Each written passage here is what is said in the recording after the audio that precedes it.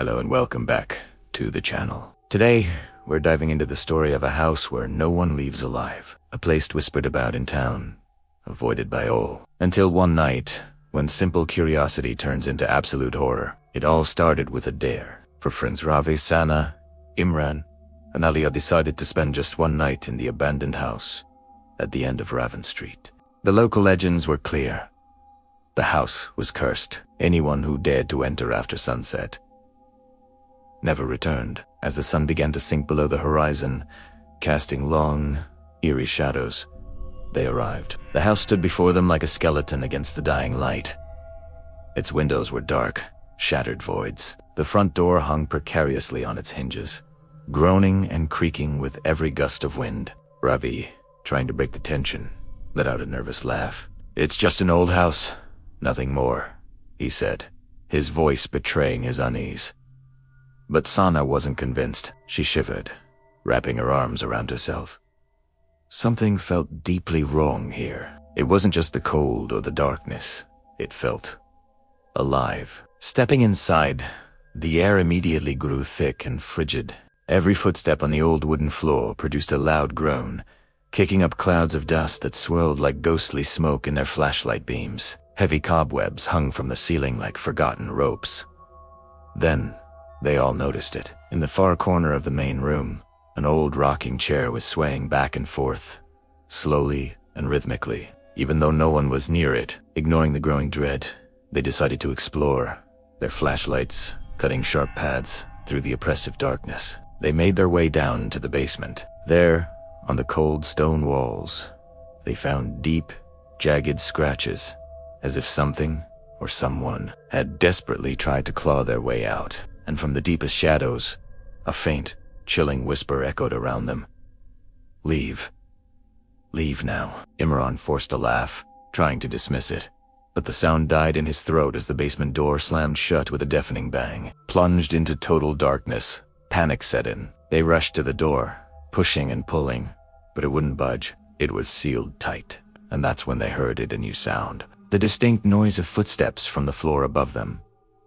Slow, heavy, deliberate, as if someone was pacing, following their every move. Frantically, Alia shone her light towards the small basement window. Outside, a figure stood motionless in the yard. It was pale and unnaturally thin, its face twisted into a horrifying grimace, like it had been burned. Its eyes were just black, empty voids, staring directly at them. They blinked in disbelief, and in that instant, the figure vanished. The horrifying truth crashed down on them.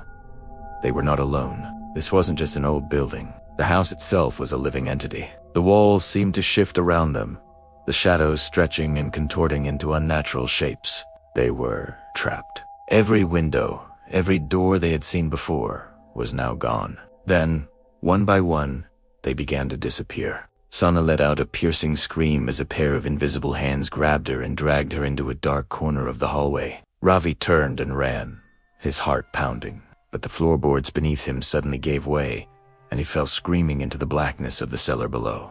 Imran, desperately trying to find a place to hide, was hunted down by the relentless whispers that seemed to come from everywhere at once. Alia was the last one left. Her flashlight beam trembled, cutting through the darkness, and for a terrifying moment, she saw them. Her friends stood before her bell, lifeless, their eyes wide with frozen terror. She blinked, and they were gone, as if they were never there. It was then she heard a new voice, a soft, guttural sound whispering down from the attic above. "Welcome. You'll stay forever." Driven by a force she couldn't understand, she found herself climbing the creaking attic stairs. The room was empty, except for a single, large mirror standing against the far wall. As she approached, she saw her reflection. But it was wrong.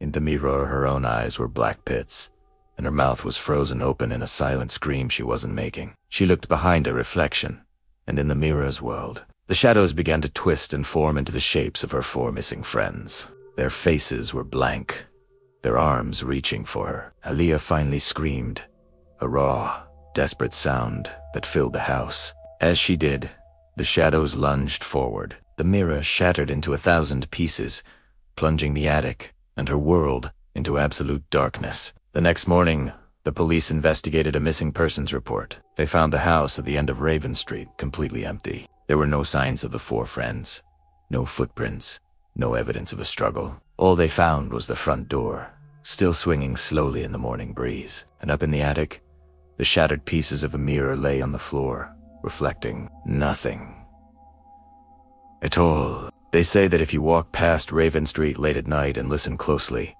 you can still hear the faint sound of screams coming from inside that house. The final, desperate cries of the curious who dared to enter and never left. Thanks for watching. If you enjoyed this story, don't forget to like, subscribe, and hit that notification bell for more Tales from the Dark.